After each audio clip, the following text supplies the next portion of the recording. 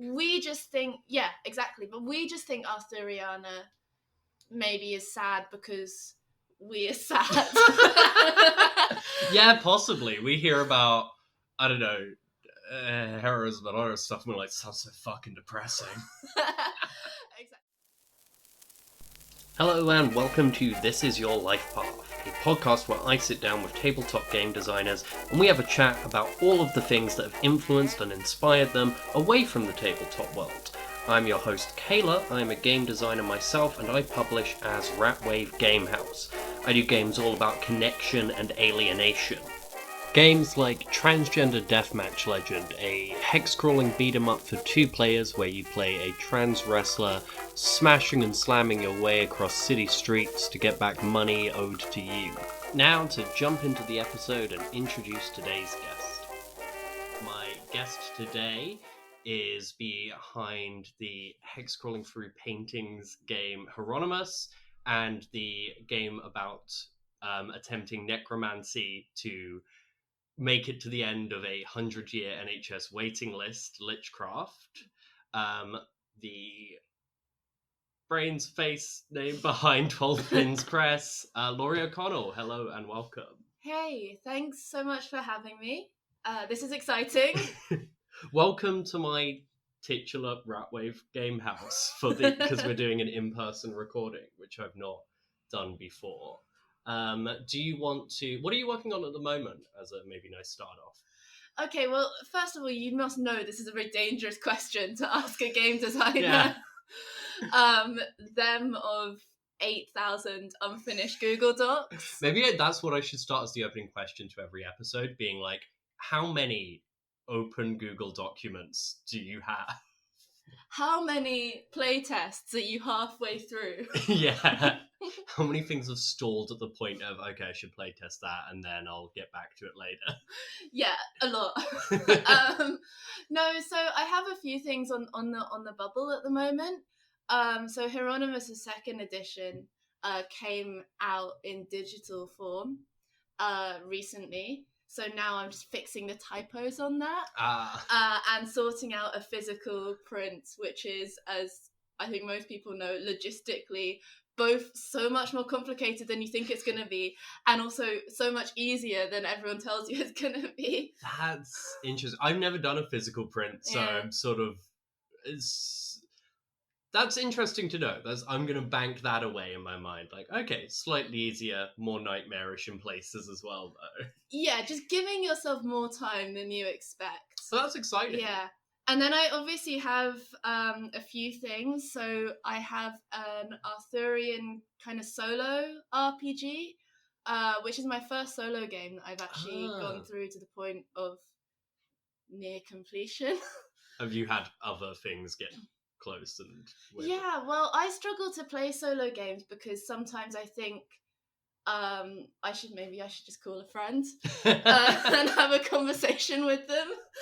But sometimes you find a game that you really want to write that the only way that it would work is a solo game. Yeah, that makes sense. And this one is one of them because you play like this Arthurian wife who's kind of been like left alone in the castle whilst your husband goes off questing, and you have to kind of try not to get assassinated or attacked or, you know, get caught up in scandals whilst people around you are trying to sabotage you. And it's sort of exploring that kind of like isolation of being a medieval woman. Yeah, I read the preview pages you sent over, and I definitely agree. Like, this is a game that probably could only work in this solo sense, because if there are other people there, suddenly the entire equation of the experience is different. Yeah, like there's definitely one that you could do where you're sort of Arthurian wives committing heists, which maybe I will do, or kind of like multiplayer scandal and intrigue, but that's not really like the sense that I'm trying to like get to. I'm trying to get to that like feeling of, well, when you're this like noble woman, you're kind of surrounded by people, but actually you're completely on your own and you don't have as much power as the men do. You don't have as much like flexibility or freedom as maybe like other women around you do, and so it's supposed to be kind of very isolating. Yeah, like Yeah. those heists or courtly intrigue games would probably be good games, but they wouldn't be the same game as this, Yeah. which needs that sort of solo experience, that idea of, I guess, having lots of thoughts and almost being aware that sharing them is so dangerous. Yes, exactly. And the other side to it is it's kind of the reason why I wrote it is because there's some really funny bits of famous Arthurian role-playing games where you are really supposed to play like the knights that go out questing, and then when you get back you kind of roll to figure out what's happened to your wife in your absence. And almost all of it is like whether or not they die in childbirth whilst you're away. And was that behind, like, because your character begins pregnant, yes. specifically, yeah, was that a big motivation for that element of the solo game? Yeah, I think so. In Pendragon, in one of the earlier editions, they are bringing out another edition soon, and maybe they will have got rid of the D100 miscarriage tables that they. Or maybe it will now have hit points. Yeah, but it was kind of my answer to that. I don't particularly mind that in a game, but I did want to write something where you kind of explore what happens to be, the person that's left behind in that situation. And also the reason why I had this character kind of like starting out pregnant is because I think like for women in that situation, that was probably like the most important moment of their life. Yeah. And obviously when you're like a medieval, Arthurian is not even medieval. It's like, it draws on medieval themes, but it's set in like the Dark Ages, but it's kind of a fake Dark Ages, which is more medieval than Dark Ages. Women died in childbirth. Yeah. All the time. So when you start off in that situation, like everything you're doing is like, well, maybe my life ends in like 8 months or 9 months. Yeah, maybe there's this adventurer has got away who is my husband, who I don't know that well, maybe, and maybe I'm never seeing them again. Yeah. So I guess I just make the most out of it. And it's quite a dark sort of idea, but at the same time, it's just kind of a historical reality that it doesn't really do any use to ignore. Yeah. And it's something fun to play with, I think, now, looking back on it. And also, like, people did just die in the Dark Ages all the time, like men and women as well. I think death could come up on you a lot more quickly. So. Yeah. Yeah, I think, like, which I guess the entire sort of rationale of often, like, wanting, like, lots of kids, that being so informed by this weird context of, like, because a lot of them might die, is a thing that's kind of just strange and baffling to actually, like, hold in, I guess, like, modern heads. Yeah. An heir and, like, 18 spares, because you didn't know how many of them would, like, kill the other ones or die before the age of 5 or whatever. Yeah, I think also in a lot of maybe that was like their real motivation at the time for like wanting to have a lot of kids. Also, they just couldn't really not have kids. They didn't really have any contraception. Yeah. But it was like weird and gross. Yeah, exactly.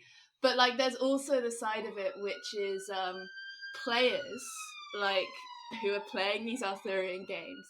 I see people that play Pendragon as like the map gamers of role-playing games. I think they really like playing Crusader Kings. I think that's like the player that I have in my head. I think they really like get the historical accuracy how you can be historically accurate in Arthurian games is another question. Yeah, it's maybe a bit of a fool's errand in some sense, or at least inherently grappling with a lot of contradictions. Yeah, they like the historical accuracy, but they also like the numbers to go up. And that's why I think they really like the legacy and like lineage building aspects of it, is that it's about like, oh, like, okay, maybe I'm completing this quest, but also on the back burner, my strategy game is going really well, my numbers are going up. And that's how I imagine these people, like these Pendragon players, like when the DM's like, okay, well, we'll roll a d20 to figure out if your wife is pregnant, and then we'll roll another one to see what happens in the birth, and then we're also going to roll another one to see if she's cheating on you. Was that the inspiration behind the token counters with enemy or stuff? Like, I need some numbers to go up for these these kind of players. Yeah, I think it's partially that. Like, yeah, let's make the numbers go up. Try and tempt the. I don't know if I'd be able to tempt a Pendragon player into playing like a tarot-based solo sessions. game. Yeah, I mean, that's the thing. It could be really fun between sessions, and like there are whole sections of the game where you're just supposed to write letters, like, oh yeah, write to your husband, or like write to your mother. And something that I imagine is that solo games are quite a good play aid. Yeah. So like you can maybe see like the GM like playing this little game in the background, and then like 3 sessions in being like, oh, your wife sent you a letter, do you want to read it? Yeah, that'd be a really interesting way of like doing a sort of inter-game setup approach to one story. Yeah, and I think like, because obviously when GMs do that in games, they're like, oh, you know, your family back home has sent you a letter, you can read it, but it doesn't really matter because you're stuck on this quest now. And none of the other players in the game with you are going to be happy with you going back home to visit your family. So even if you wanted to do something, you can't. It feels like a little bit of a trap. Yeah. But then on the other hand, in this, it's very accurate to the genre of what these questing knights were actually doing all the time. Yeah. And obviously, maybe we're getting off track of your questions that you prepared, but maybe this could go a bit later, I don't know. But Arthuriana and a lot of the Arthurian genre, the people that were writing that were really inspired by like the classics, like the Iliad, the Odyssey, like classical Roman and Greek epic literature. And that's why things like the La Morte d'Arthur, they're so kind of epically structured. And that's also a big theme of epic, of like the Roman and Greek epics, which is that these warriors would go off and they'd fight a war for like 10 years or 20 years. And then they come home and find out, well, Odysseus comes home and finds out that his wife is being plagued by like thousands of suitors. I could really easily imagine like a Penelope hack of this game. Yeah, exactly. Like it's the same, it's a very similar concept because actually like the genres are very closely interlinked. And yeah, then there's also a lot of scheming and plotting women as well in these, not so much in the, well, actually a lot in Arthurian fantasy, because you have Morgana and you even have Guinevere, who's off cheating on her husband all the time, and she's presented as this kind of like beautiful but like not virtuous at all queen, right? There's a lot of like scheming women who are like sort of just trying their best to survive and get what they want out of it, but they're completely alone. If you read things like Euripides, is that who did it? No, Aeschylus, when he was writing about like God damn it, I've forgotten the names of all of these characters. But Agamemnon, like when he goes off and he comes back with like this slave girl Cassandra. Yeah. And his wife is just so angry, and then she like murders them both in their beds. Yes. Yeah. Yeah. Clytemnestra, that's her name. That sounds right. Yes. I know the story and did at one point know his names and also lost them, so I 100% trust what you're saying. Whilst Agamemnon's away fighting the Trojan War, Clytemnestra has been like, well, this is my like kingdom now. Like this is my city. And she's like built up as this like cunning queen who's used all of her resources to like build up and become like quite a good governor by all accounts to her people, although she's obviously presented in a bad light because this was a male guy. It was a male Greek she's also playwright. She's also and then everything comes shattering down in like one day because her husband comes back and has brought a lover, and it's like extreme humiliation, and you know, and then she just kills them both, and then it's a graphic murder, right? Specifically. Yes, yeah, and she brings them out, and they're covered in blood, and then her daughter avenges her father by killing Clytemnestra. Yeah. And then there's a whole thing. Yeah, and then the Greek gods fight over it at the end as to who's guilty. And at one point, one of the gods makes an argument that Apollo makes the argument that Orestes, the sun, can't be held responsible for killing Clytemnestra, because actually women are only like vehicles for producing men. So it's impossible to kill your mother because the concept of mother doesn't exist. That's such a galaxy brain Apollo take. I know. Apollo was really like the Andrew Tate of his time. Like, listen, I gotta tell you this. Women don't exist. Women don't exist. They're just 50% of the way to producing another man.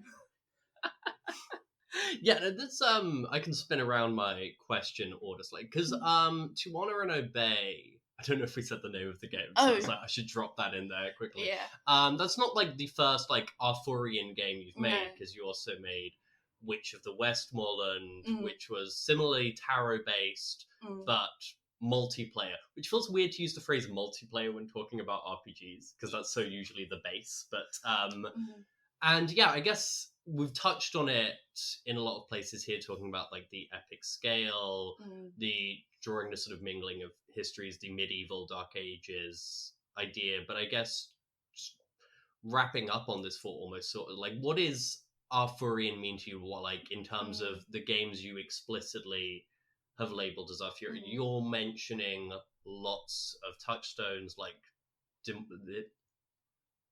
I totally stumbled at that one. De Morte Arthur. I'm screwing up. Le Morte d'Arthur. Yeah, I know that I could visualize it in my head, and I could not put it into words. It's all French, you know. Yeah, it's hard. But are you often thinking in terms of the reading you have done and the legend, or is there other things that are sort of coming into your mind there? So the first one that I wrote is like The Witch of the Westmoreland. In that, again, it's to do with English folk music and Scottish folk music. There's a very famous folk song called The Witch of the Westmoreland, which was written by a guy called Archie Fisher. You can go listen to it on Spotify or wherever you get your music. Yeah, I've heard that. Yeah, it's very enjoyable. But it deals with this, like, this mysterious witch that kind of like lives in, I think she lives in like the Ullswater area, like she lives in the wilderness, and she's got these miraculous powers to heal. And so again, it kind of plays with this isolated, mysterious woman that has powers that no one can comprehend, which, to be honest, in all literature of this kind is such a common theme, because the men that were writing it were like, women, what are they? Just breaking it at the idea. Yeah. What are they? Why can they do the things that they do? And that game explores more like companionship, like you're escorting this like wounded knight to be healed, and you play these characters that kind of set for you at the start of the game, although you put your own twist on them.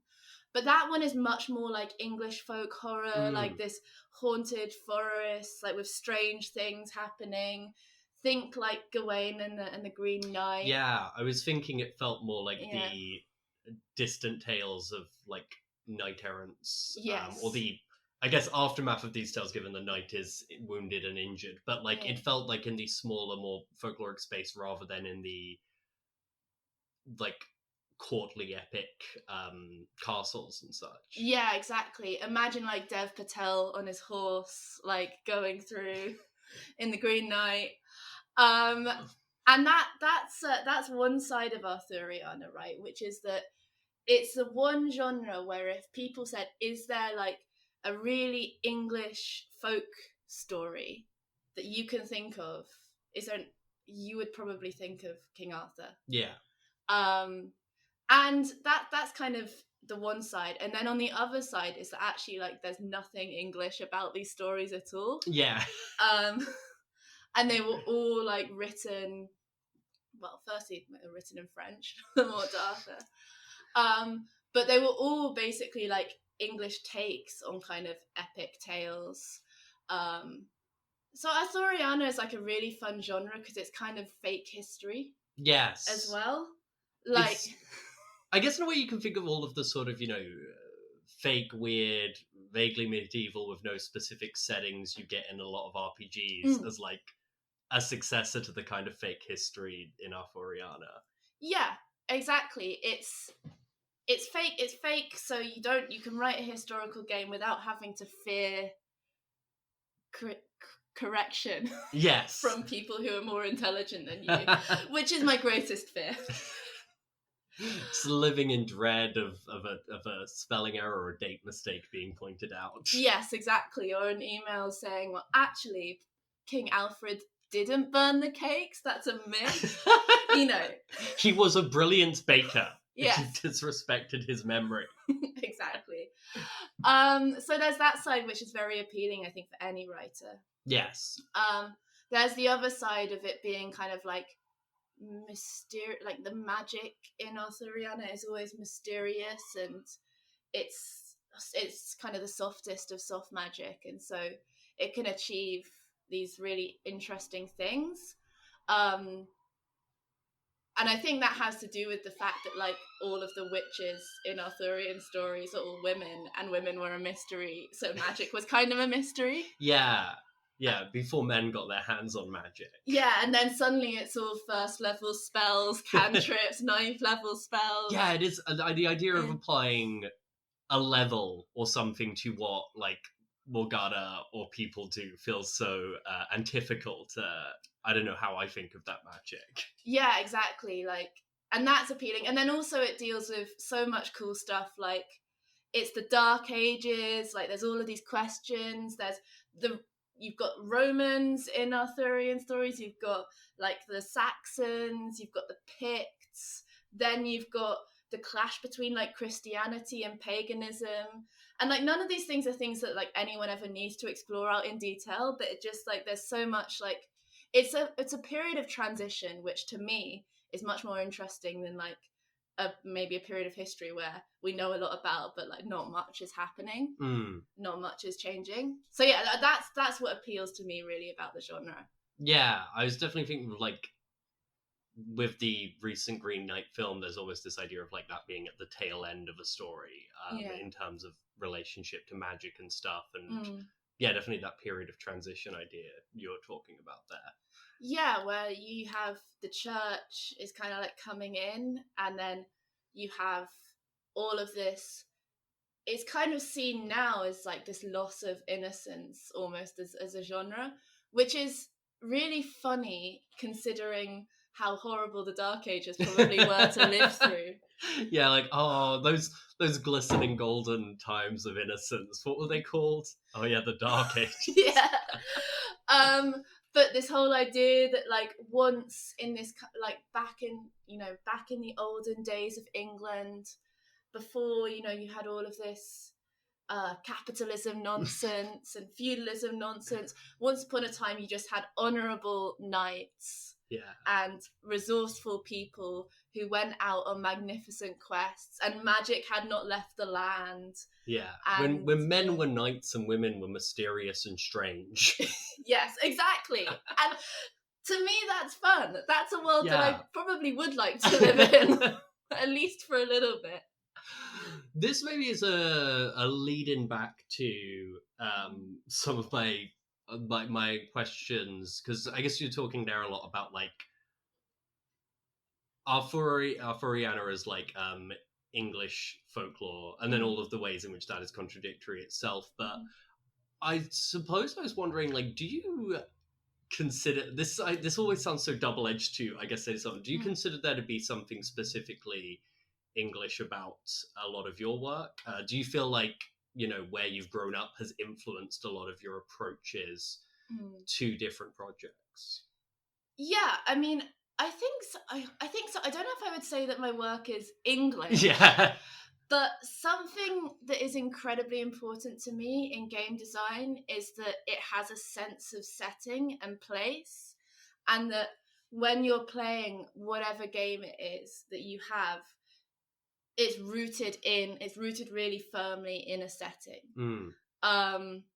And to me, like, so for example, my first game, Lichcraft, that is a game that, like, Americans, some of them really like it, but a lot of them do not really understand kind of the sharpness of the satire. Are they like, oh wow, what a ridiculous novel concept? It's like, this is barely exaggeration. Yeah, or they'll say like, oh, you know, this is a really like sad game, and the point is that it's designed to like remind you about how tragic it is that it's really hard to get healthcare and how ridiculous the whole thing is, which is true, but it's also like it's like a British political cartoon. Like, that was my inspiration. I wanted the kind of like really sharp-edged, slightly ridiculous satire that you would get in a good political cartoon. Yeah, like this taking like, yeah, I can imagine a political cartoon which is like a trans person becoming a lich to get to the end of a waiting, and it's just like wrapped up with a pithy punchline or something. Yeah, or like a really long queue for A&E, and then at the end, like, all of them are skeletons. Yeah. That feels entirely like, I can visualize that in my mind. Yeah. And I think that is a very British game, not only because it's set in England and it references like the Tories and it references like, you know, Scotland and all of these places. And it even has Theresa May as an option in a rollable table, which maybe I need a second edition, that I could just make a table of ex-prime ministers that are zombies. I was going to say, like, making a second edition to upgrade it to whoever the current prime minister would be feels like such a gamble on that staying accurate for even a couple of seconds. Now I feel like I could just make a whole rollable table of them, whereas before there weren't enough. So... yeah, like, that's exciting. But also I feel like it's one of the things that maybe I couldn't write today, because now it is impossible to do satire of UK politics. Yeah. You can still try, but it never comes off as funny because it's kind of more ridiculous than... Yeah, it feels... And maybe now it feels like punching a wall. Yeah. Where you're like, yeah, maybe that seemed... Like, yeah, you really gave it to that wall, but your hand is now broken. Yeah. But the thing is, I think because of the like sense of humor, and because in this world that's created, like, okay, there's a lot of like shitty jokes which kick at like various silly little bits of like British culture that we don't realize is stupid until someone makes a joke about it. Yeah. But like, there's something, there's also something that's like quite nice in there, which is that ultimately, like, the whole idea of the game is that you do become a lich. Yes. And then, you know, you get a big boss fight where you can fight J.K. Rowling. Please don't sue me. Like, someone of the kind that could be J.K. Rowling. Yes. Famous authors. Could be any undead evil turf. Yes, exactly. Or you can fight the Pope if you want, or the Archbishop of Canterbury, or, you know, whoever you want, and then you kind of you ascend to a being of ultimate power, and then you kind of get what you want. And I think a lot of people kind of appreciate that.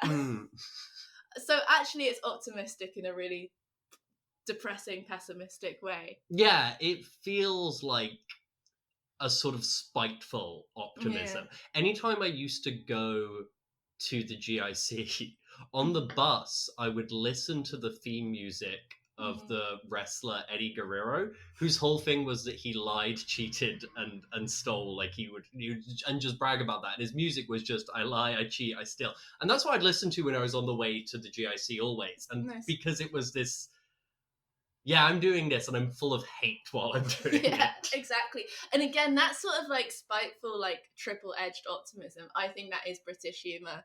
So if I would say something is an English or a British game, I would say it's probably that one. As much as it feels weird to... Yeah. That makes sense. So we're recording this in London right now. Did you grow up in London, or did you move here at some point? So I actually was born in London. I was born in Chelsea. You know what's great about recording this in London is that there's a million sirens going off outside right now. I live in a high street. On a high street, not in a high street. That's ridiculous. I live under a high street. I live in the state of High Street. Yeah, sorry about that. I'll try and rip them out or whatever, but some may sneak through. I think it's kind of funny that you said we're recording in London right now, and then suddenly the sirens started going off. That's just the announcement of when it's going down. If you mention the L word too loudly, they come. But then I moved out to Cambridge with my family when I was very young, so that's really where I grew up. In kind of like the countryside, nice and peaceful. What age were you when you moved out? Like, were you old enough, I guess, that you had a sense that you'd moved? Is sort of what I'm asking, right? Yeah. I still remember living in London, but I was never really old enough to like properly live in it. Like, I was not old enough to get on the tube on my own, for example, which I assume you can do that at like age 10. I don't really know how children work. This is a weird thing. This is maybe a side note, so maybe I'll cut this entire section out. But I've noticed this is like, as a teacher, I'm like, a lot of children who live in London just don't really get the tube or move around London much. I noticed it because I'm a teacher. I realised I didn't give that context before saying. I've just been observing these children. I wanted to give the context that is because of conversations I've had with them in a work capacity. I'm always on the tube thinking, God damn, where are the children? Where are the unaccompanied children? But then, so when did you move back? So just at the end of the pandemic. Oh, wow, right. So I was working in Cambridge, so I grew up there, I went to school there, I went to university there, and then I got my first job there. So, very parochial little life I had. What's Cambridge like? Maybe this is where I get my love of a sense of place from, because it's a city that really has its own identity, which is that it's the most unequal city in the UK. So you've got this extreme kind of like feudal, almost control, and the half of the city centre is just owned by all of the colleges. And so you can walk around it and feel like it's a lot smaller than it actually is, because there's so much land that's just completely locked off. And a lot of people who are... There's this extreme division between the two great factions of town and gown. So... What is that like then to have grown up in Cambridge and gone to university there? Because essentially you double-crossed town. Yes, I know, I felt as such a traitor. Well, it was interesting, because when you go to Cambridge University, that is also a place which is such an ivory tower, and people have such a sense of their own, like, even if you don't come from privilege, which... to be honest, like most Cambridge students do come from a place of privilege. I'm shocked. But even if you don't, you can be very overwhelmed by like suddenly and you're sitting in these like huge halls with portraits everywhere and like chandeliers, and your dinner is getting served to you. And there's a servant that comes into your room every morning to empty the bins. Oh, this is freaking me out. I know, right? So can you imagine like that kind of environment? It's so like secluded and alien. Yeah. And yet everyone just kind of like accepts it as like just this is the way that things are. Yeah, I suppose if you get immersed in a place, it's hard to, I don't know, it sometimes just feels weird. I think your brain adapts quickly in strange ways. Yeah, and some people adapt and some people don't, and have freaked out about it for like the whole of their time at Cambridge.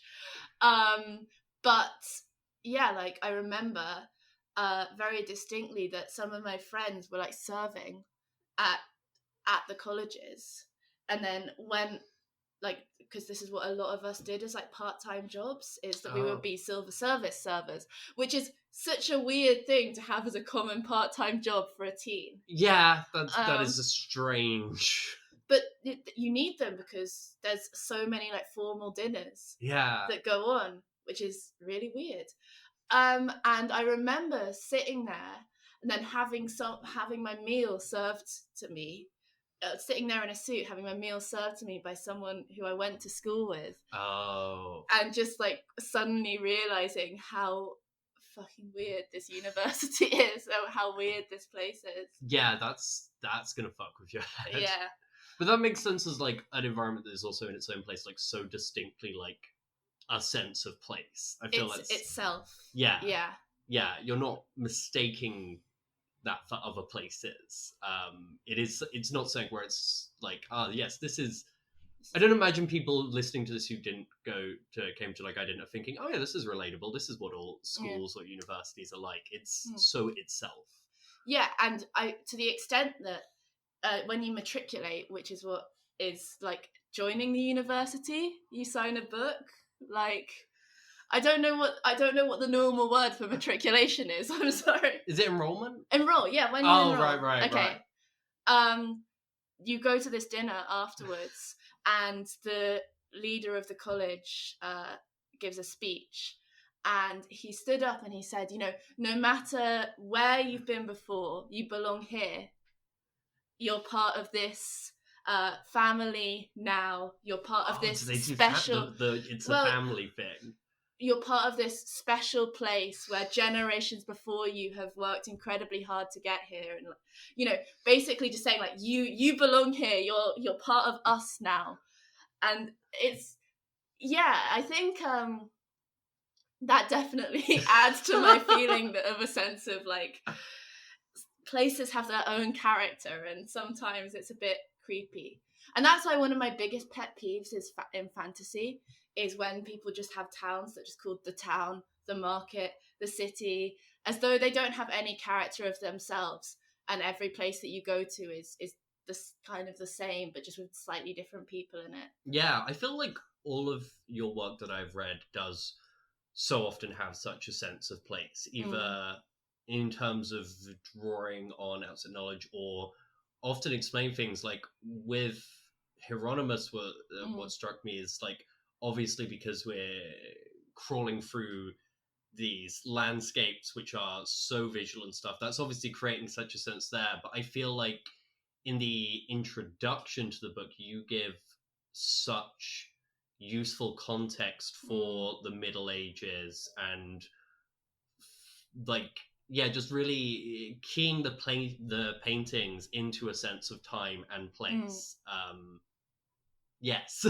Because it's really about Heironymous is really not, well, it's two things. Firstly, I want my games to kind of like invite people that don't necessarily play RPGs to play them because like the idea is interesting to them, which is why I'll never sell someone an RPG on the basis of I have this really new interesting system that you can do everything in, because I actually want to kind of tempt people that maybe aren't game players themselves. So people tell me that they like give Lichcraft to their like trans nephews or nieces for Christmas, which makes total sense because that's got such a specific thing, and I can imagine that appealing to so many trans people I know who have never even really heard of RPGs. Yeah, but with Heironymous it's the same. I wanted to like tempt people by like saying, okay, you're really interested in this artist, this is a really fascinating guy who, in terms of like iconic artists from Europe, is probably up there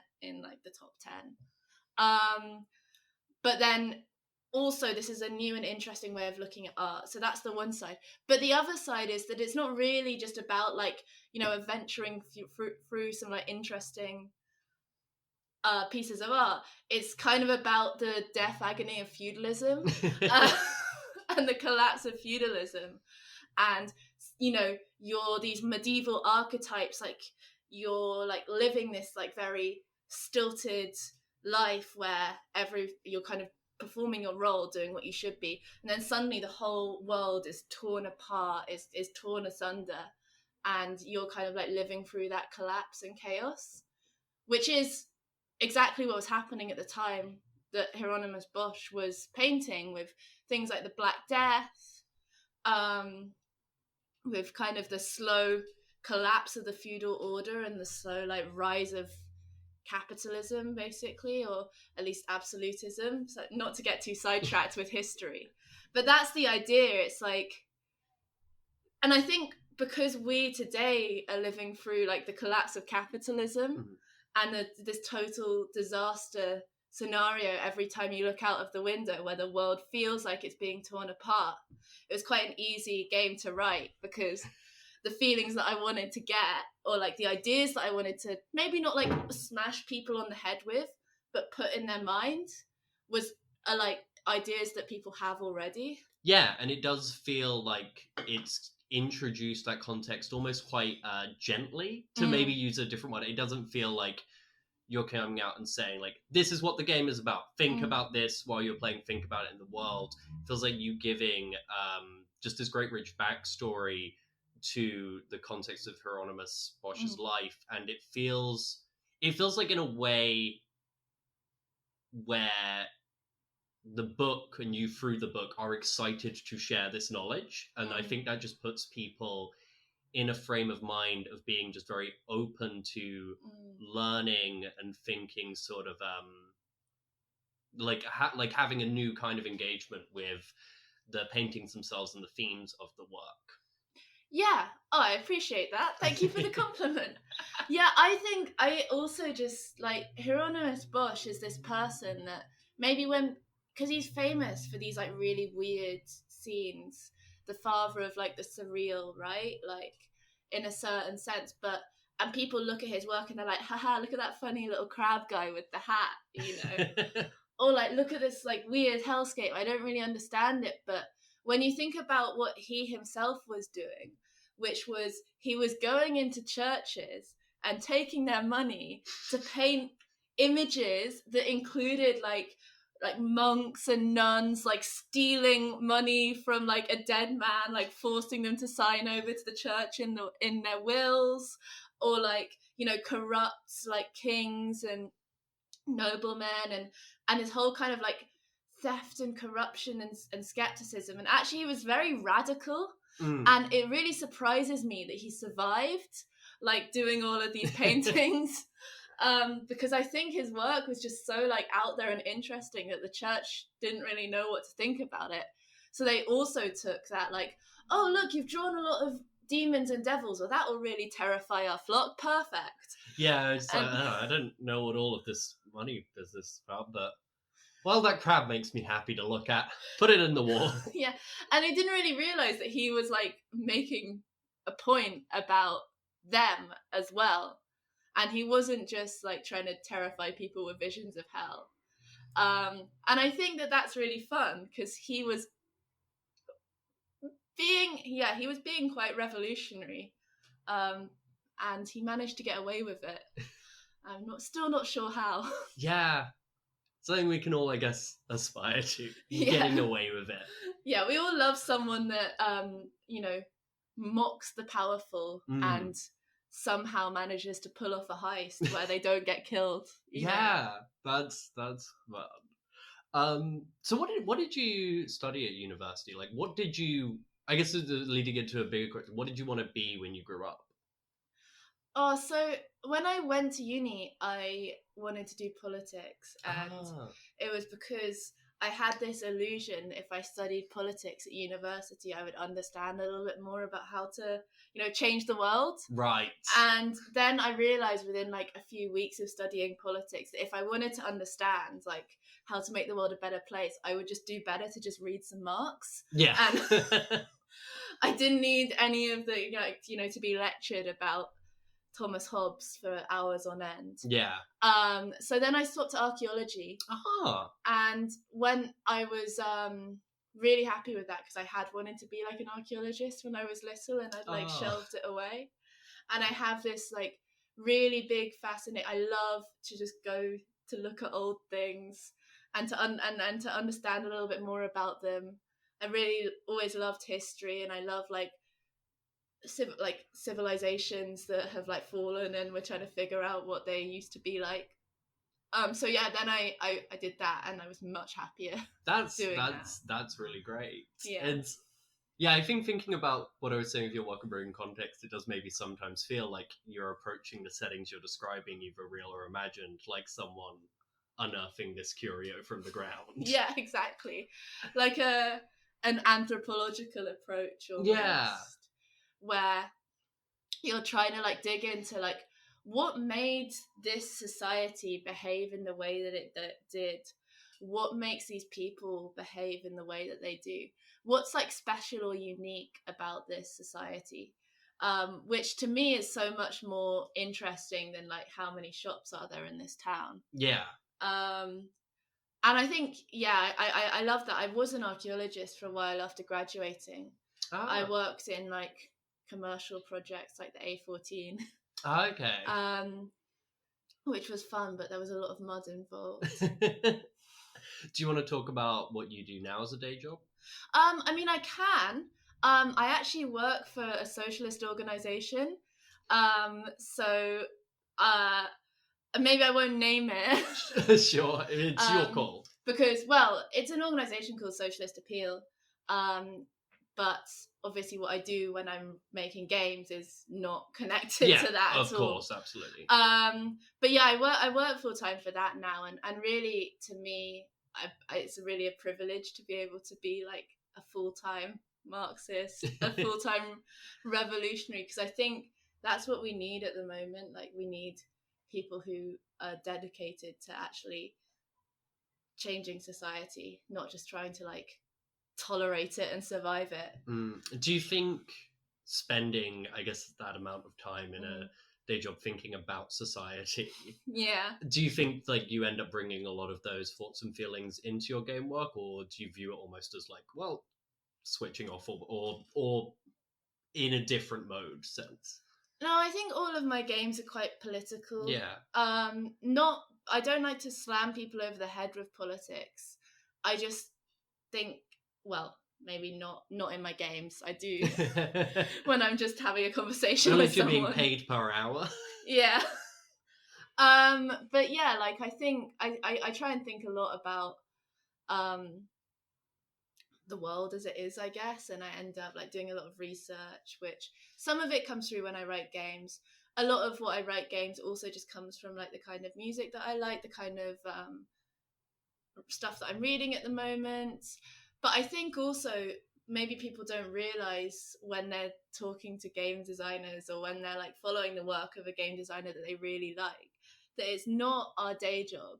Unless you're very lucky, it's not our day job.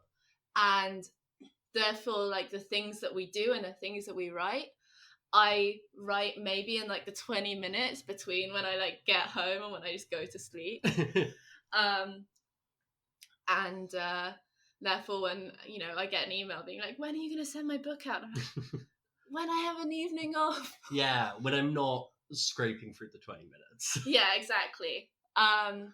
So to write something, I have to really want to write it, and I have to really feel inspired in that moment, because so much of my time and energy goes on something else that I really care about, probably more than I care about RPGs. Yeah, that's fair.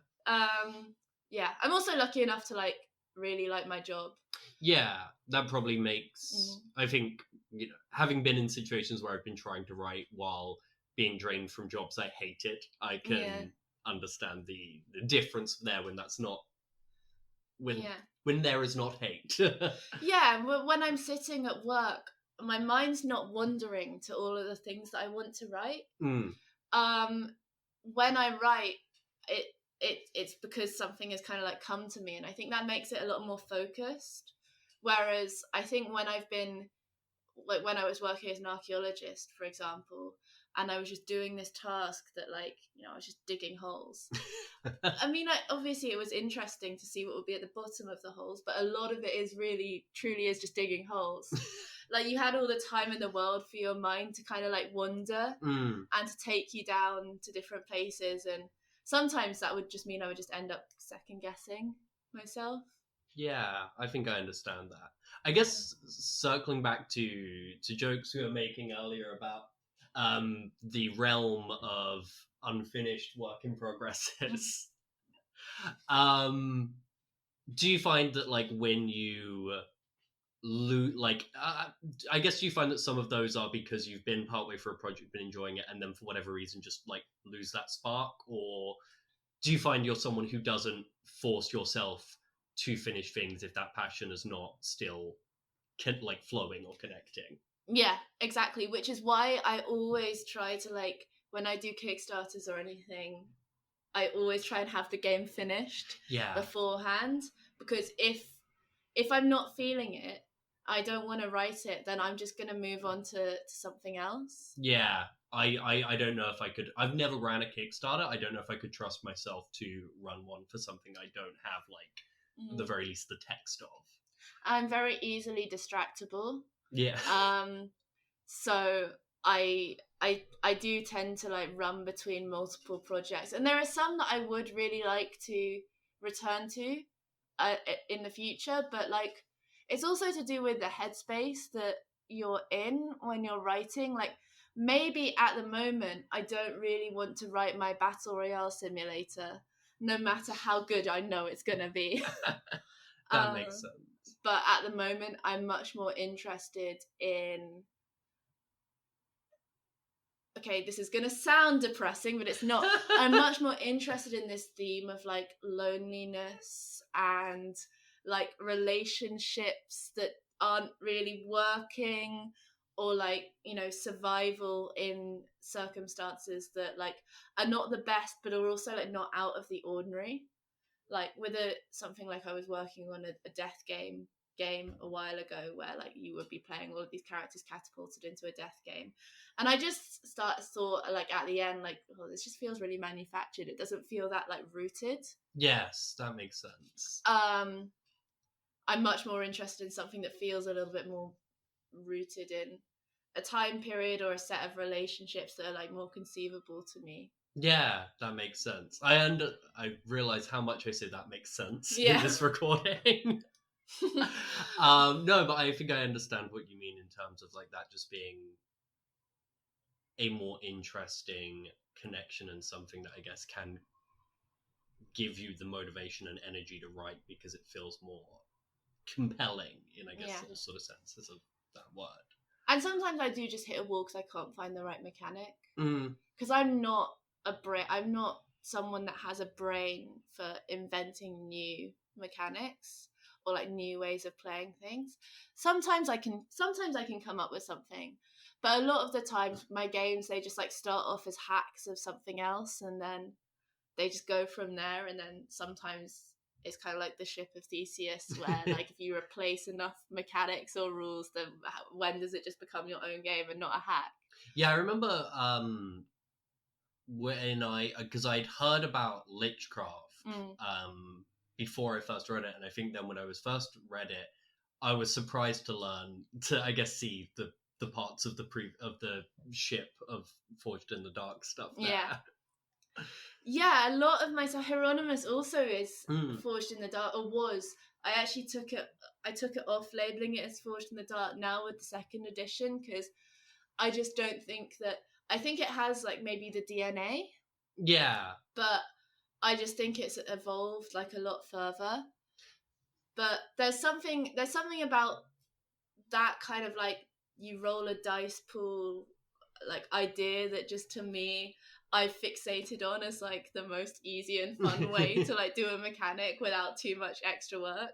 That makes sense. I think there's a game I have in development still, and maybe it will one day be finished, and maybe it won't. But I remember when I was writing a credit section of it, because it's something I finished writing, but I'm on, like, the third redraft of or whatever to find it. But I was like, oh, there's enough in the dark or PBTA stuff here that I feel like I'll mention this in the credits, but I probably wouldn't refer to this as that, because even though it's got that DNA, I feel if someone picked up this game expecting their idea of a Forged in the Dark or PBTA game, there'd be a disconnect, I think, there. Yeah, especially, so Lichcraft, like, oh, how do the mechanics in Lichcraft work? It was a while since I wrote the game. What it keeps is rolling the dice pool and, like, success with a consequence, no success. But it doesn't keep pretty much anything else. Yeah. Like, where your dice come from is not really skills. Well, they are, but you only have 3 of them. And then when you fail, the consequence is that your skills go down. So it's like a skill drain thing. Yeah. which I don't know where I got it from. I'm sure I didn't come up with that myself because it seems too clever. I feel like that's something in dungeon stuff sometimes. But Yeah. I don't know much about dungeons. Maybe it's like an OSR thing. That feels like it could be right. Yeah. But I also have no idea ultimately. Yeah, I know in like Call of Cthulhu you have like a luck score that goes down, I think. Yeah. I'm sure I pinched it from somewhere. Somewhat, yeah. It feels like one of those ideas that is just so in the ether rather than being even attributable to one thing. Yeah. I think Grant Howitt does a lot of like one-page games with stats that go down. Because it's a really easy way to, like, if you don't have that much space to put rules, which is something I'm very passionate about, not having too many rules because I'm really a lazy mechanics writer.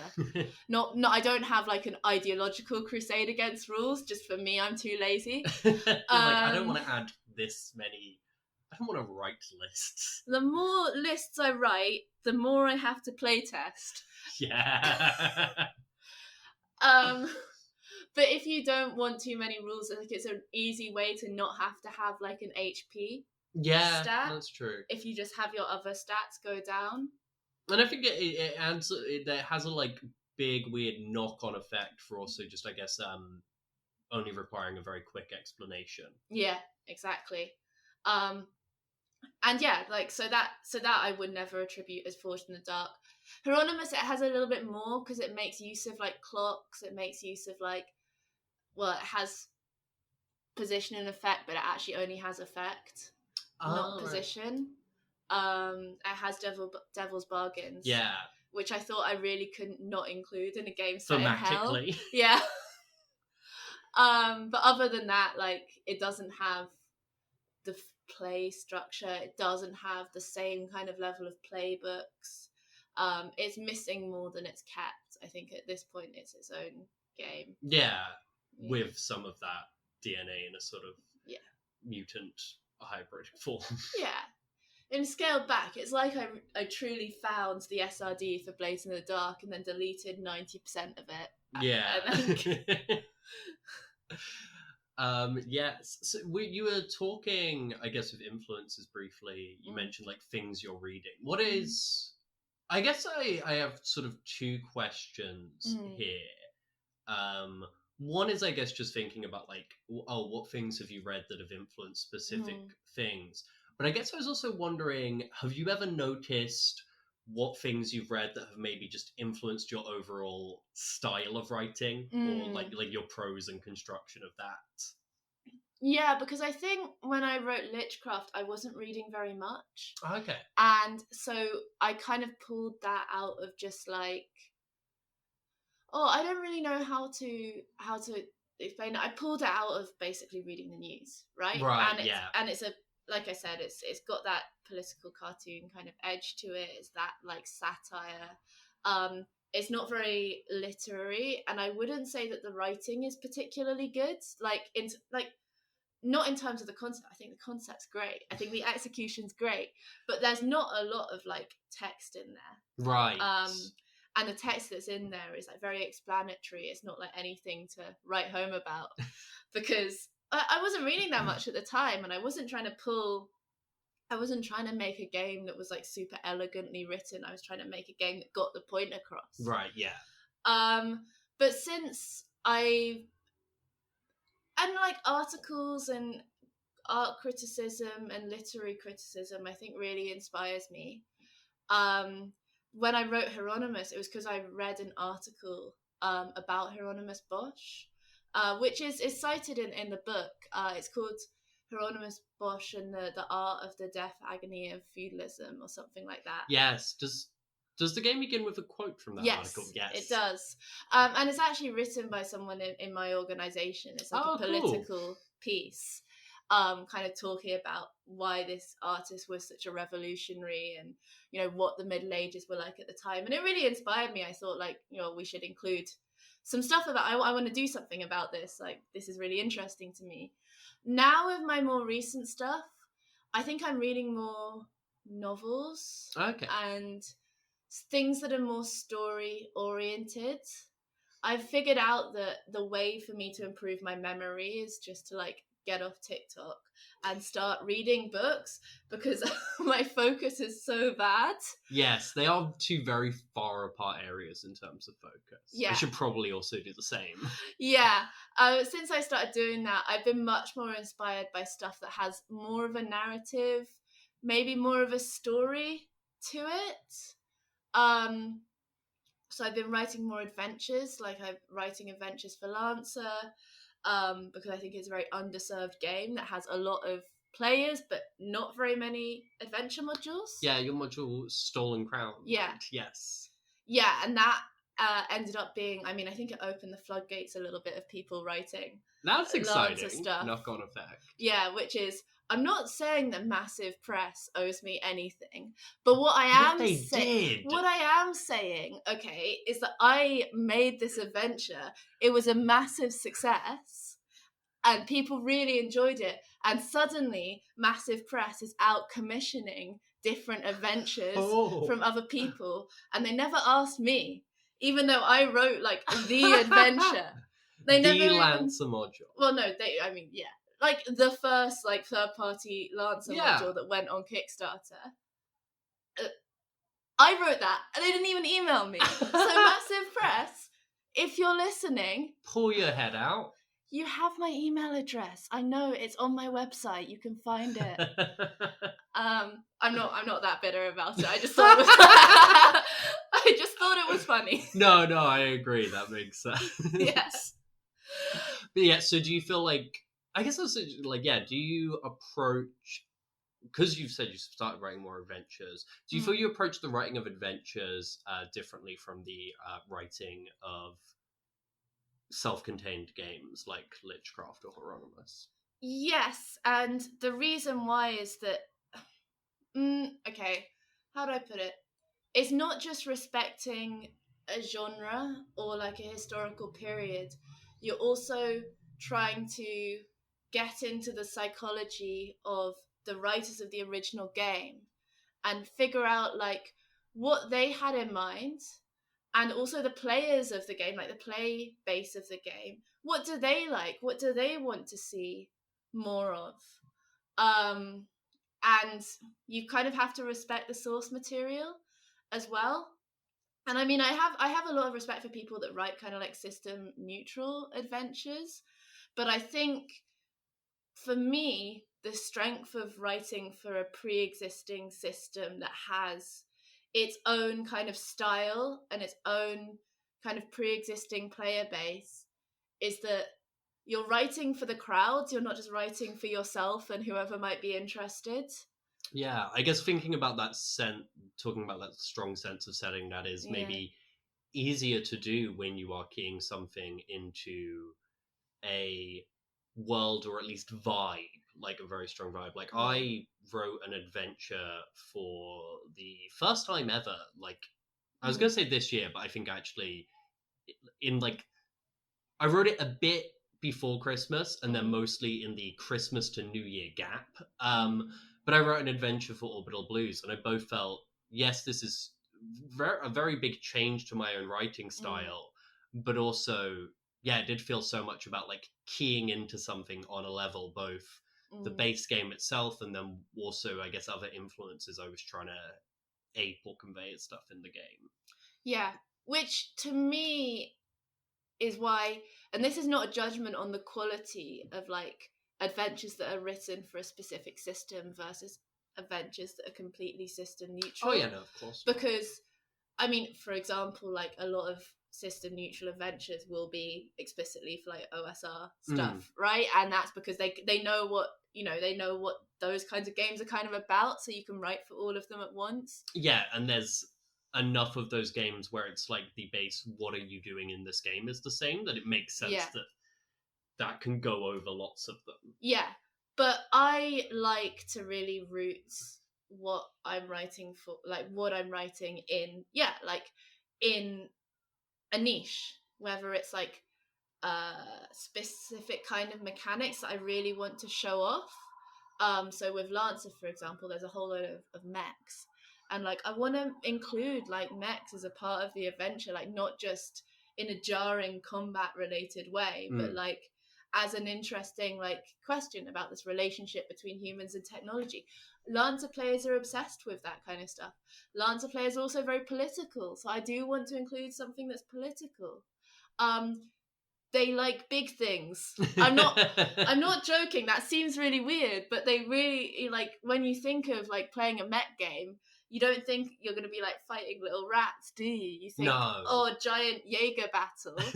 So include some big monsters, include some big creatures. Include something mech-worthy. Yeah, exactly. And that to me, it makes it easier for me to write, and it means I value like what I'm producing a little bit more because I know who it's for. Yeah, of course. Like I was about to, I guess you're keying into an audience needs. I was about to say that, but I was accidentally going to use the word jump on, and I'm like, no, that sounds like it's got a different energy than what I want. So I'll go keying in. Yeah. Yeah, exactly. That's really interesting. But I didn't answer the question about what I was actually reading. I started reading a lot of like more modern fantasy. I read a very good haunted house horror called Tell Me I'm Worthless, which all of the RPG designers are reading at the moment. I would say I'm probably not going to write a game based on it because it's too horrifying. But yeah, there's something about like there's something about novels and locations that are really appealing to me at the moment. Like haunted houses. There's this very popular book called Babel at the moment that I finally picked up because I wanted to see what all the hype was about. I was trying to tell if I could remember that. Yeah. I don't know if I do.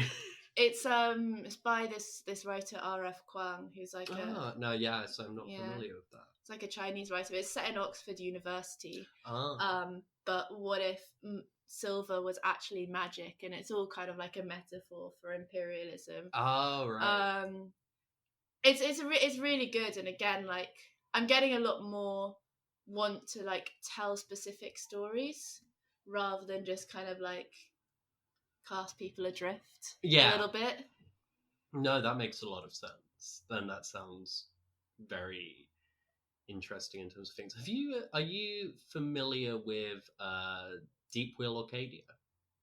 No. It's like a sci-fi novel in verse, which is written in like an Orkney dialect with like translations underneath.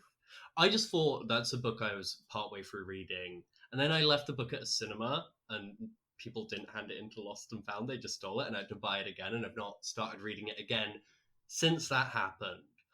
This was a roundabout way of saying, like, oh, maybe check that out. You might like that.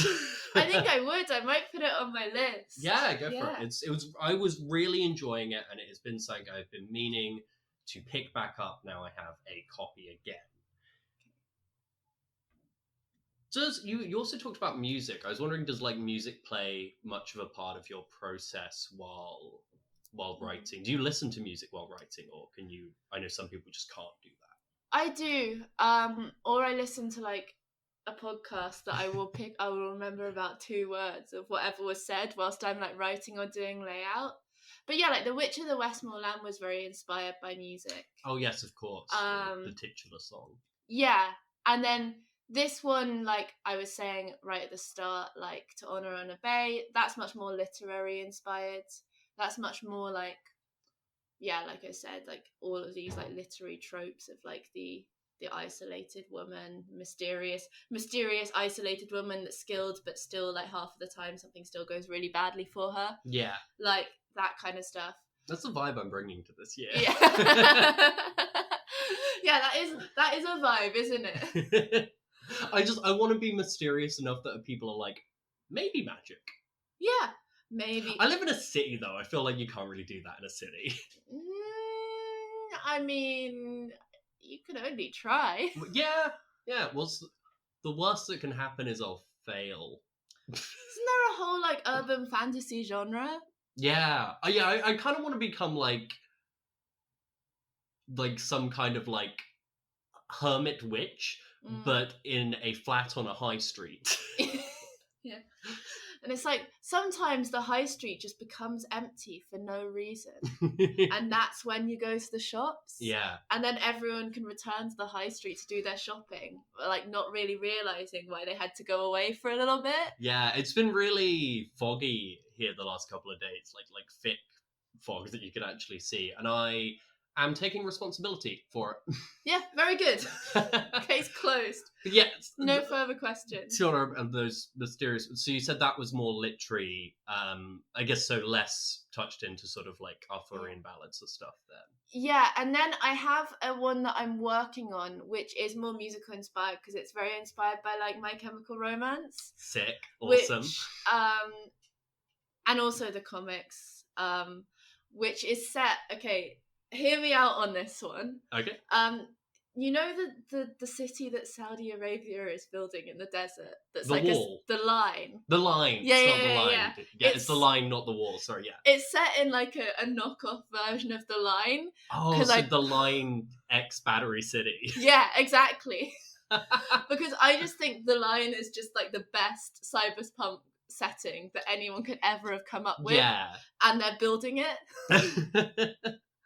Yeah, that makes sense. So like that so I assume Danger Day specifically the vibe you're bringing. That's really cool. Yeah, exactly. And also you play like some of the characters that you can play are kind of like versions of characters in the comics. Right, yes. Like you start off with these androids, right, who one of them is dying. And then you can play like an ex-enforcer who's secretly trans. That one's not from the comics. I came up with that one. So can you play Grant Morrison in this game? I wish. But yeah, the whole idea is like as your characters die, you pick up new ones.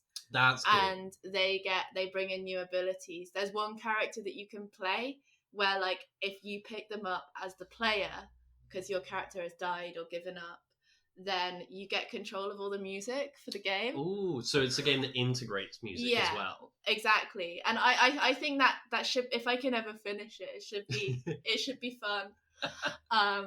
I want to see if I can get someone to like do some little cartoons for it as well. That'd be awesome. But I don't want to commission it until I've actually finished writing it.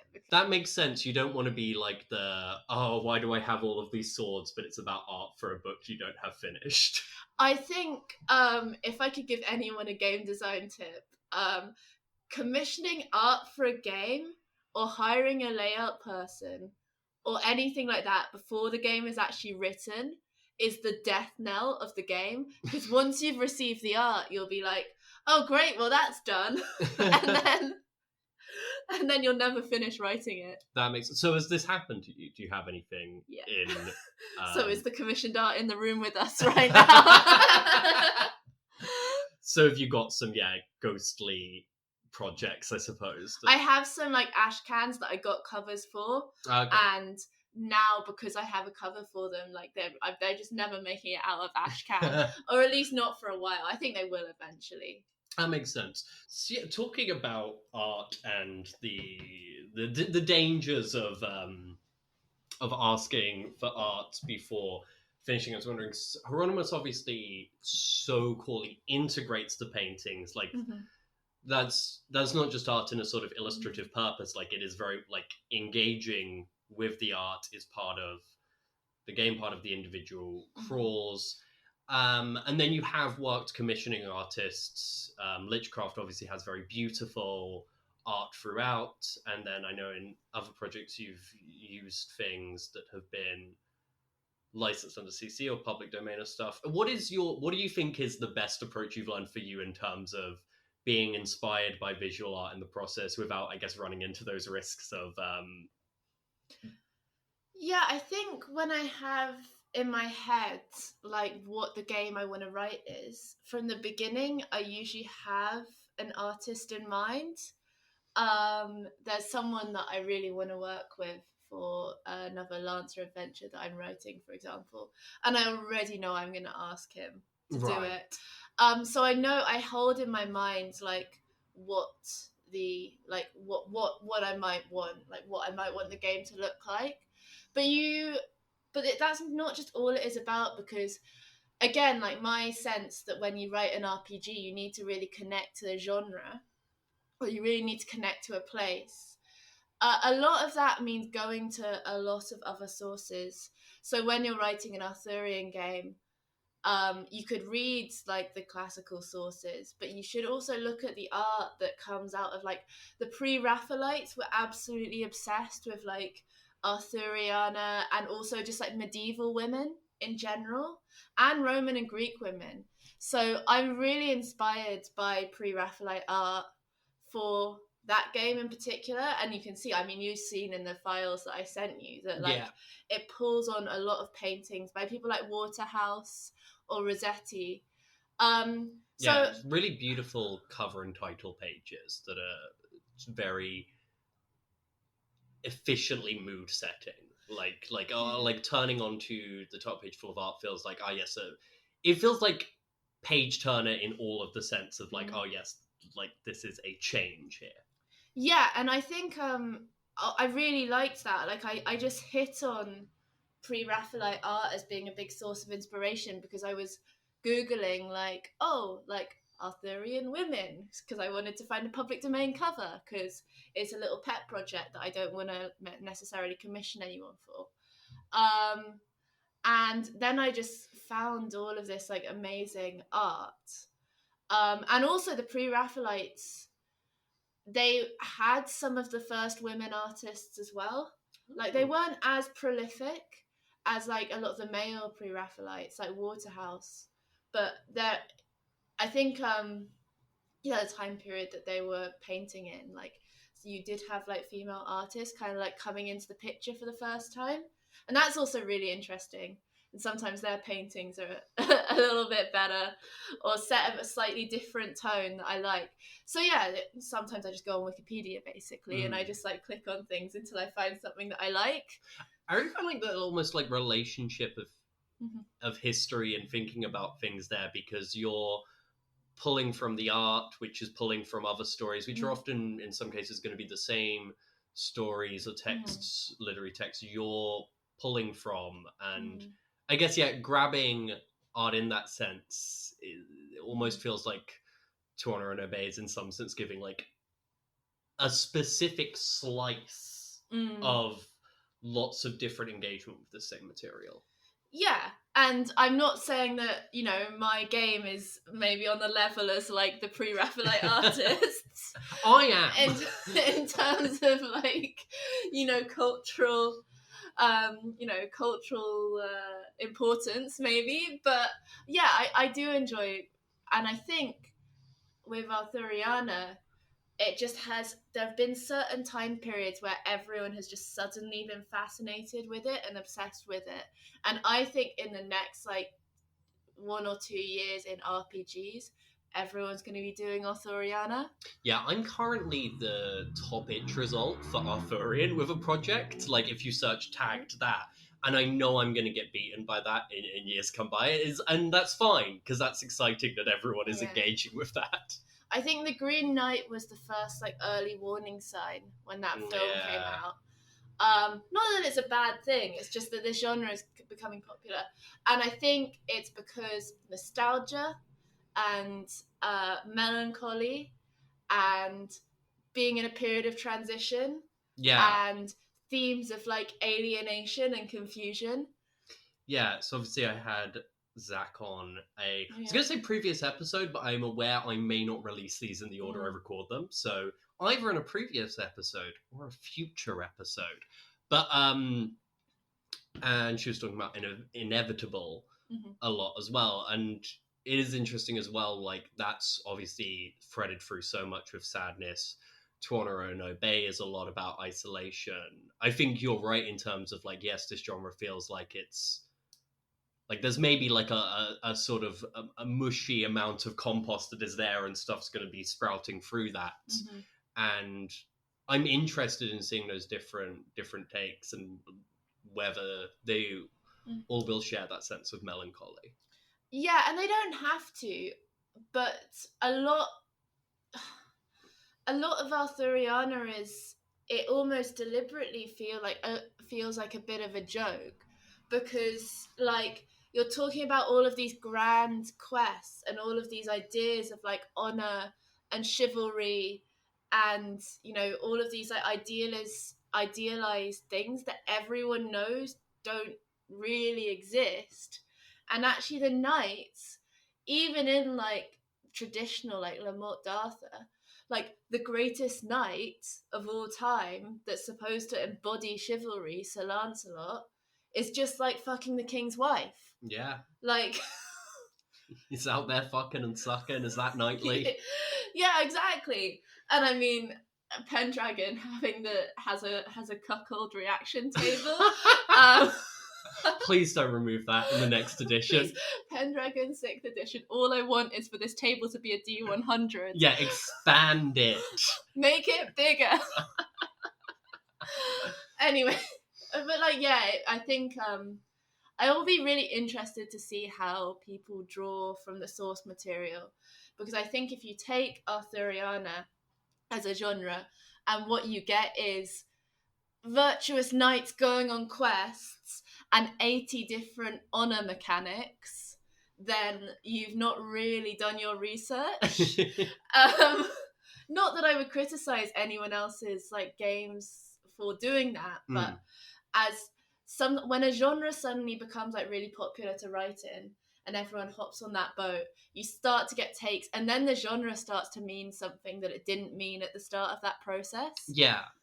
I feel like Arthurian at the moment, at least when I hear it, carries a certain sense of sadness and I guess a sort of, you know, Pyrrhic quality to any kind of heroism and stuff. And I suppose, yeah, as it expands, that may become less true as more things are. As it becomes D&D-ified. The D&D-ification of Arthuriana is not something that I'm looking forward to. But maybe it won't happen. But, you know, the reason why it feels that way is because it's the exact same as the Greek epics. And the exact same as, like, reading a lot of Shakespeare. Like, the thing that is the most engaging in these tales of, like, heroes is how they fail and how they're flawed, and that's what makes something epic. Really, it's not just about like people being chivalrous and being honorful, or a sense of scale or whatever. Yeah, exactly. It's about that kind of like interplay between like weakness and failure and like grand ideals. I mean, you could just write Arthuriana is just like Greek tragedies if you're afraid of writing for Greek tragedies because you don't want the classicists on your back. And you don't want to be accused of ripping off Aegon. Yeah, there's I guess more little gaps to escape into in terms of like, this does not have a relationship to history that is like other things. So chill out. Yeah. And the art, and it's romantic as well. It's not just, maybe a capital R romantic. We just think, yeah, exactly. But we just think Arthuriana maybe is sad because we are sad. Yeah, possibly. We hear about, I don't know, heroism and other stuff, and we're like, sounds so fucking depressing. Exactly. That's your soundbite, by the way. That's what you should play at the start of the episode. No, but what I mean is, like, you know, sometimes people would look back on it and they would think, well, isn't this a grand ideal? Like, Tristan and Isolde, this beautiful romance story, like, crossing all this beautiful Romeo and Juliet story. And yeah, like, there is a certain, like, romance and mystery and, like, little fun to it as well. And, like, fancy dresses and nice castles and big horses. So it has that too. And that's what the Pre-Raphaelites really liked. They like the tragedy mixed in with the interesting romance and people getting up to all sorts of silly behaviors as well. Yeah, it's very interesting. Yeah, they so that was the art that I found for that. To go back to the previous question, but what I think is that you should just pick art based on how you envision the project to be. Have you ever gone? So you're saying, like, you know, you prefer and have, from experience, to be commissioning after a game is written. Have you ever gone back and then altered a game into response to how art has come out, or has there often been like a very almost sort of perfect union of your vision and what you envisioned and what the artist comes up with? So sometimes I don't mind like a little bit of dissonance, but when I've worked with artists during the process of writing, I've always been a little bit like, I just kind of want to let you do what you want. Like, I don't want to necessarily give too much instruction because I'm aware that my eye for what's visually interesting is not like as trained. Yeah. And it's the same with layout artists as well. I always just kind of like, yeah, go do what you want. Bless you. Bless you, good luck. But I did get one, I suppose the only example of this I can find is when I was writing my Lancer adventure, Stolen Crown.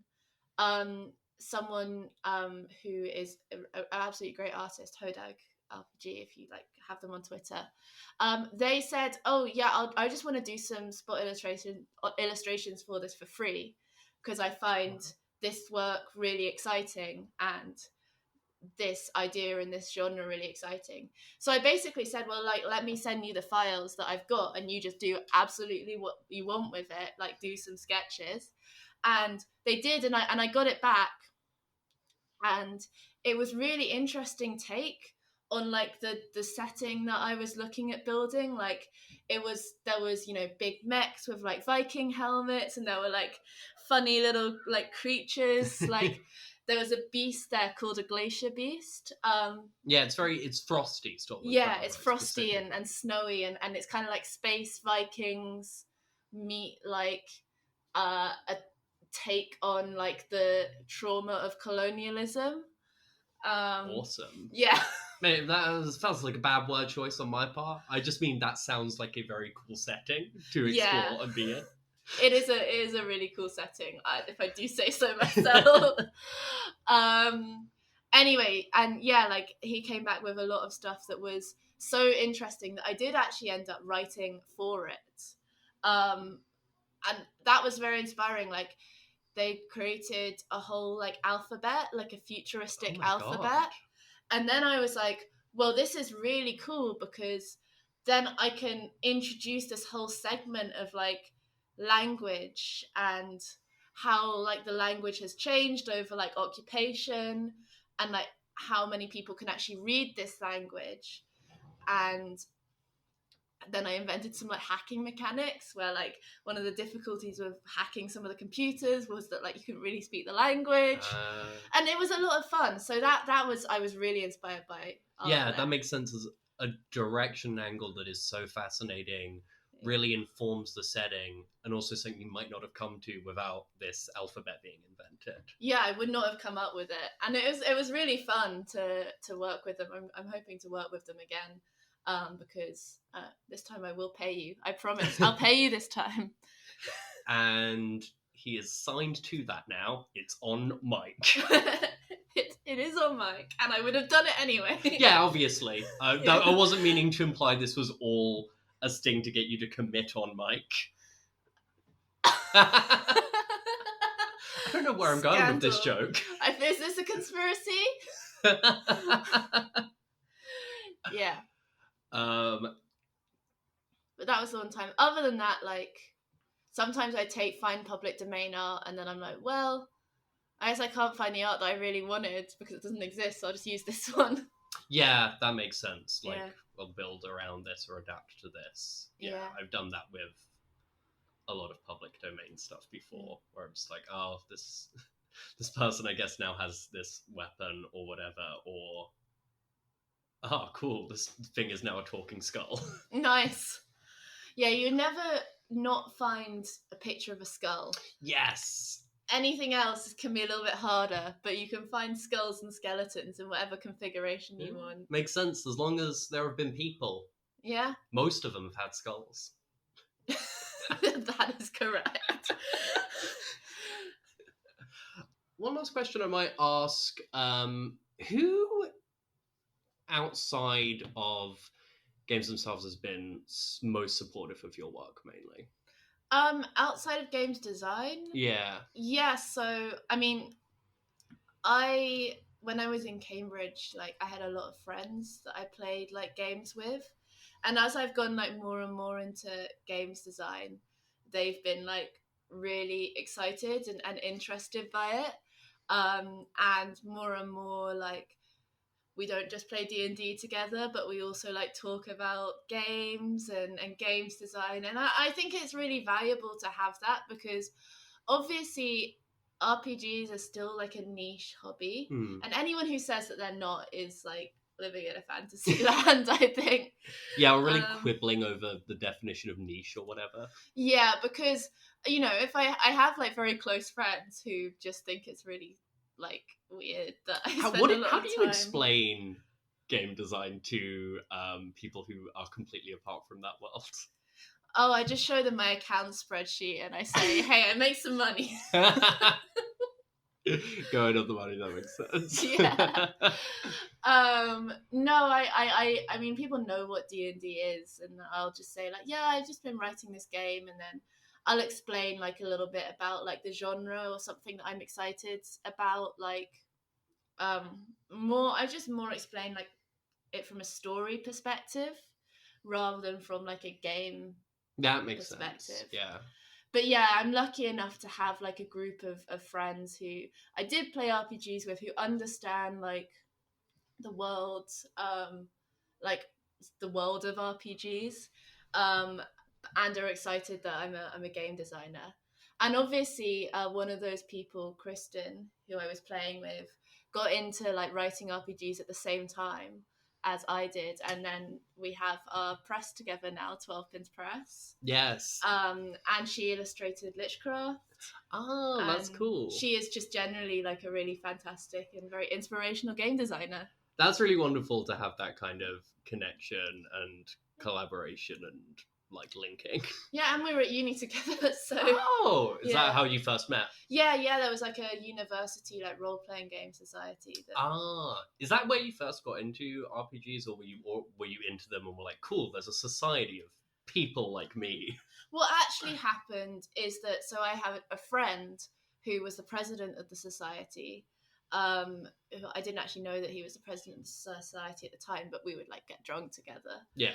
And then once I was talking about like a D&D game that I was running, and then like I think it was about like 3 a.m. on a Friday night, I got a message from him that was like, please, we're trying to run this like Adventurers League style event and all the DMs have dropped out. Can you come on Sunday? I heard you mention once that you might run games sometimes. I really need you to do this. And that's how I kind of got into. That's such a fun way to meet people. Yeah. From being an emergency call out. Yeah, exactly. And that was the start of a really great friendship as well, like a proper friendship. That's really wonderful. Friends spring up in strange places. We'll probably close that. Thank you, Laurie, for coming on. Would you like to say where people can find you on the internet? Yeah, so if that entire ramble was not enough for you, and you made it to the end, then you can find me on Twitter if you want. If it's still there. And if it's still there, at Laurie _EEE, triple E. Have you jumped to any of the replace? No. No. Is it just Twitter for you?